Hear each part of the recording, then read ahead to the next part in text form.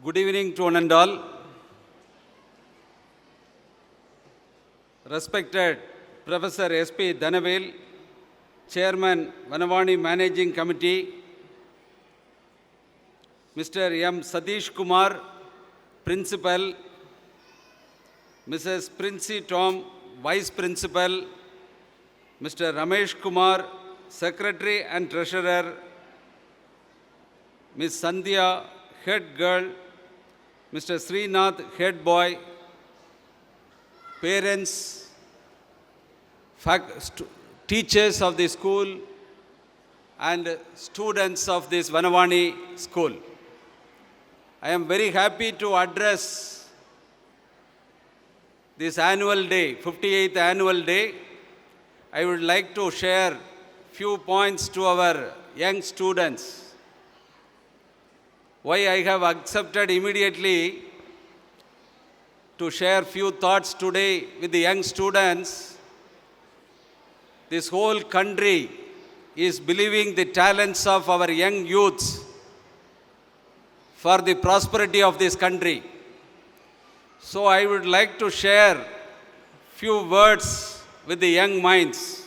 I hope all the young students will listen for few minutes.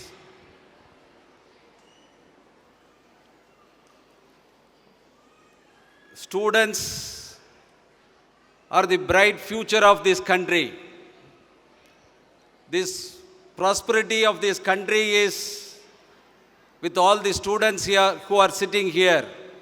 So what is your role? What you need to do? I would like to share few points. Okay, you all have been studying in this school for several years. Maybe 12th students would have completed 12 years. Many of you would have completed few years. What you learned? The basic requirement for a student during schooling is character building and developing good attitude. I am seeing many of the people who are coming after their college studies also, they are failing in their career because of lack of attitude. They do not know how to communicate, how to mingle with the others, how to take a teamwork, in all which they are failing. So in spite of their good knowledge, they are not able to compete in this world because of lack of attitude. So the attitude building is not possible after your college studies when you are doing some job. That is possible when you are in the school. So attitude building is the most important thing for any career. Nowadays, I want to tell you all students how a big company, any organization is evaluating the students to take for their as employee for knowledge, skill. They give some weightage for knowledge, some weightage for skill. Put together the weightage totally it is for 100, because some organizations like research organization, they need knowledge 80% and skill 20%. But some industries they need skill 75%, knowledge only 25%. So based on the job requirement, knowledge and skill are required. But when they take you for their job, how they evaluate, they give some marks out of some weightage for knowledge, out of some weightage for the skill, totally put together 100%. Then whatever you get out of 100% will be multiplied by attitude. There will be a person sitting in front of you who will see your attitude within this 10 minutes by asking some questions. If the attitude is only 10%, even if you get 90 marks in the knowledge and skill, your final mark will be 10.1 multiplied by 90, then it will become 9 marks. So you will not able to achieve what you want. So the attitude development, the character building, I request teachers also to inculcate good character and attitude during the school time. That will help them in a large way during their career as well as their total profession, and also for the family life, successful family life, it is required. So this is one aspect. Then you are all studying. Most of the students, they study every day, every evening or every day morning, whatever is taught in the previous day, you will be studying. If you do it in a sustainable way, Professor Vanavani told, sustainability in education. What is sustainability? So everything, sustainable way of studying also. I would like to tell what is sustainability. In all action, you need sustainability. What is sustainability? If you read every day throughout the year, then whatever you learn from your teacher will remain in your mind. It will never last. It will remain in your mind. But one day before the exam, you are not studying every day, you are studying some few days before the exam. You may write the exam very well, but after the exam, it will not remain in your mind. It will be evaporated. Am I right? So that whatever you learned is not sustainable, because you haven't learned slowly. You want to learn at a faster rate. Within few days, any action, if it is fast, it will not be sustainable. Sustainability will be lost. Any fast action will lead to chaos. So when you read very fast, sometimes you are able to grasp, but it will not remain in your mind forever. Within few days, you will forget about that. That knowledge will not remain in our mind. For this, I will tell you with the school students, mostly I think you would have studied some simple example. I can make you to explain this, because this also, whatever I am telling, you should never forget. So I would like to tell with some example, whatever you have learned. Most of the students who are above 8th standard itself, you would have learned Ohm's law. Am I right? Ohm's law, in which standard you are studying? 9th standard you are learning. Okay, all the 9th standard and above students, you can understand what is Ohm's law. I is equal to V by R. Am I right? Am I right or not? Current flow is potential difference by resistance. Am I right? Yes, current flow. Anything to flow, you need some potential difference inversely proportional to resistance. It's a good law. You can apply any action in this world, whatever is happening will also follow this law. Similar law. That is, anything to flow, what is required? Potential difference. And when you do that flow with some potential difference, always it is associated with some resistance.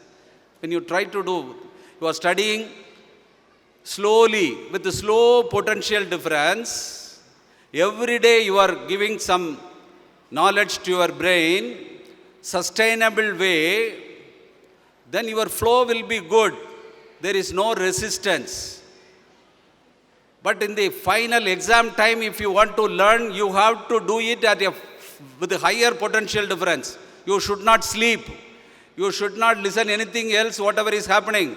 You need large potential difference, lot of time. Without sleeping the night, you have to study. That is with the large potential difference. But sometimes what will happen in the young age, your health will not spoil. But still, with the night and a full light, if you study with the large potential difference, the next day sometimes you will not be in a position to write the exam properly, because you didn't sleep in the last night. Okay, also the resistance. What is resistance? Any flow is associated with the potential difference. To make it happen, but always it is associated with some resistance. The resistance is what? Sometimes the time of learning. If you do your learning in the early morning, your mind will be very fresh. Any maths teacher, if she or he teaches the subject in the early morning, 10 o'clock, the resistance is less. Am I right? So the flow, the knowledge transfer is the flow. What is the flow? I here, in electricity, it is current flow. In teaching learning process, it's a knowledge transfer. I is equivalent to knowledge transfer here with your potential difference. What is the capability of the teaching? What is the urge to learn is the potential difference. But there are so many resistances. If you are very tired, that time if the teaching is done, you cannot understand. There is some resistance. The time of lecture is also one aspect. Sometimes if you are at the time of lunch time, if the teaching is done, you are hungry, you cannot learn. If you are addicted with something, if you want to see cricket match, the same day some cricket match is going, you cannot attend. That's some resistance. If you are addicted for some WhatsApp, seeing WhatsApp or some movie, then resistance is high. So anything, potential difference and resistance. I want to tell, as Professor pointed out, sustainability, I want to tell the meaning of sustainability at the young age. In all aspects, you should see sustainability. That's why I am telling with example. So any action should be slow and steady with minimal resistance. The resistance you should avoid, but with the high potential difference is also good to achieve the flow. But high potential difference will make some chaos. Okay, I can tell you with some other good example in my field of area, research, energy. All these years, today is Earth Day, am I right? Earth Day, how to preserve this earth, I will tell you few points. So, we all, this earth, the age of the earth is millions of years. At the time of evolution of the earth, the carbon dioxide level in the atmosphere was only 65 parts per million. After several millions of years, some 200 years old, after some 200 years ago, this carbon dioxide level increased from 65 to 165 ppm. Now in the world, lot of industrial activities, automobile usage, air conditioning usage have come in the last 200 years only because of scientific revolution. What we did, we excavated all the energy, fuels available in the earth, and we used in a massive way. Why we used? We need power. Now you see, lot of lights, air conditioned, these were not there 200 years ago. So we invented electricity.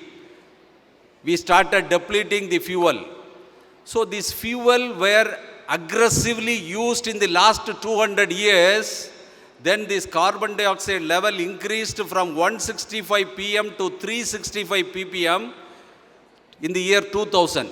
200 ppm increase happened in 200 years.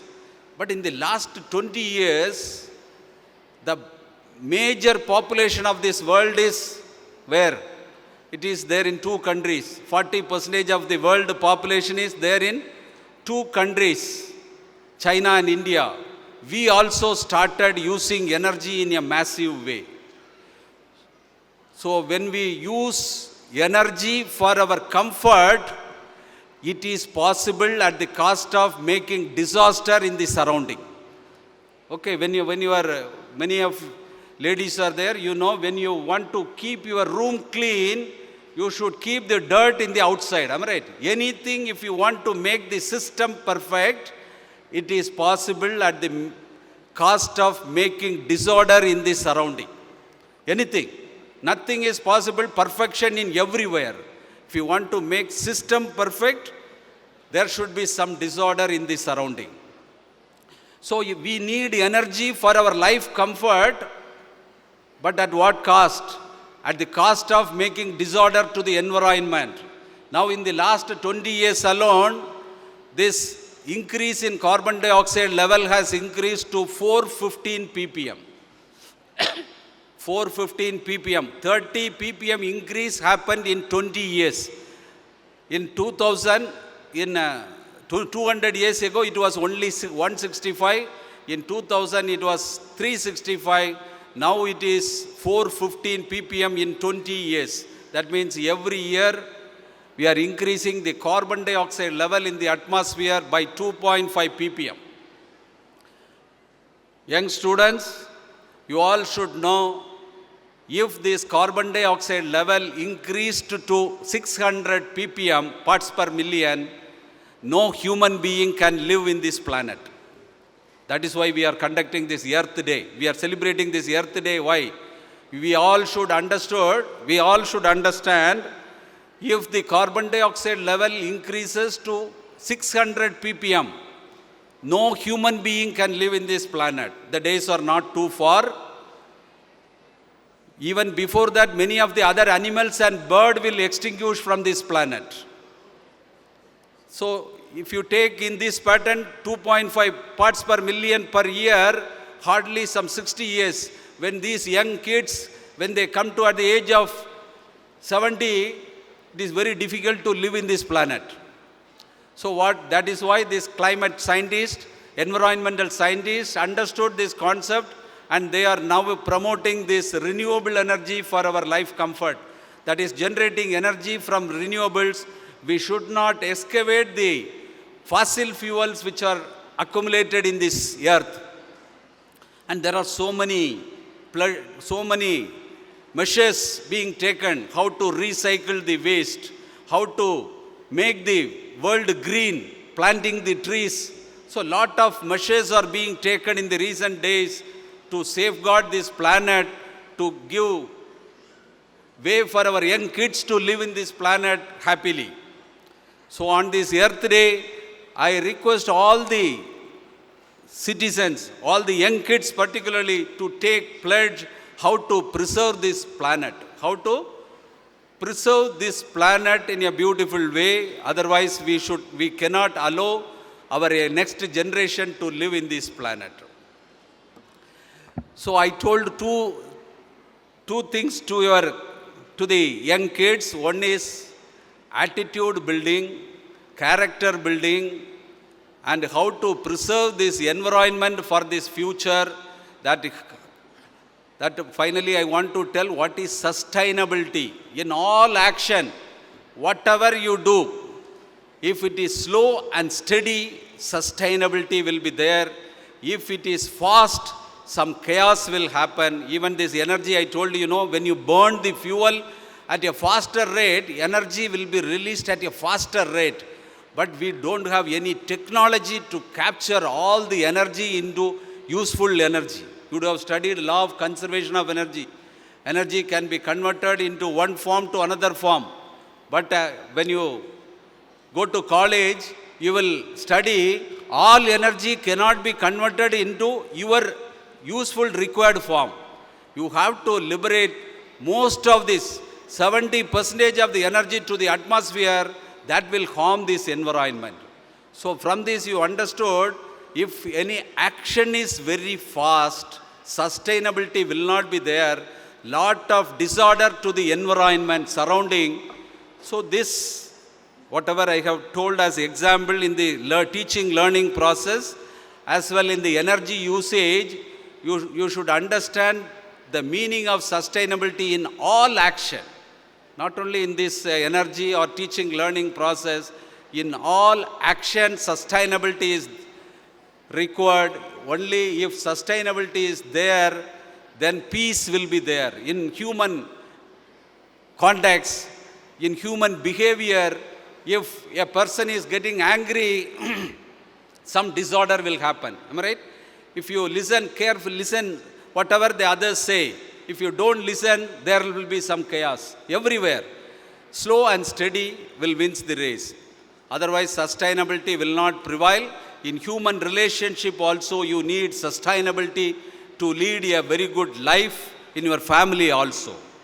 And again, as Professor Dhanavel, he pointed out how to create very good education system in the school for teachers as well for the students. I am telling in the next all these years in the schools imparting knowledge was the major agenda. But in the coming years, the whole industry and society requires lot of skill.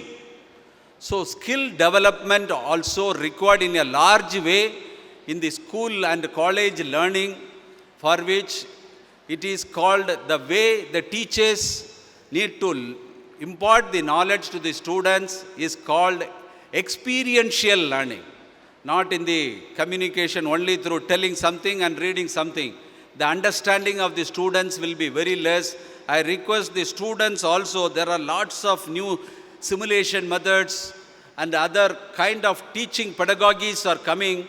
Students should understand what kind of project-based learning, problem-based learning, real-time world problems should be taken as a case study and try to infer what is, how with this, what principle, scientific principle you can understand.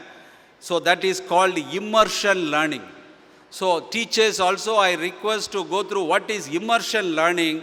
So the kind of teaching should be immersion learning that will create an experiential learning.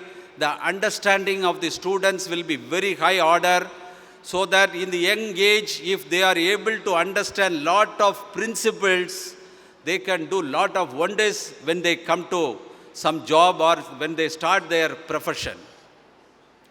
So the kind of learning is important, because we all studied, okay, those days that computers and those things are not there. Whatever that from the textbook, whatever we can understood, that only we did. So whatever we understood at the age of 50, if it is taught to the young students in the young age, then they can do wonders when they are at the age of 25. When they are at the age of 25 itself, you can start doing wonders, for which the basic principle understanding is required. That is possible through this kind of immersion learning and inductive immersion teaching method and inductive learning methods. If you take, after my many research, I am telling, in the whole scientific principle, there are hardly some 50 scientific principles will be there. If the students can understand any 5 fundamental principle in a very good way, if they understand during the school time, they will become a great scientist. But not only that law, what is that law? What? You should ask the question why, how. Then you must be in a position to infer something out of that principle, what you have learned. If 5 principle is sufficient, you can make wonders. You can also make lot of wonders, and even you may get some Nobel laureate. We will become a Nobel laureate if you understand the scientific principle at the young age.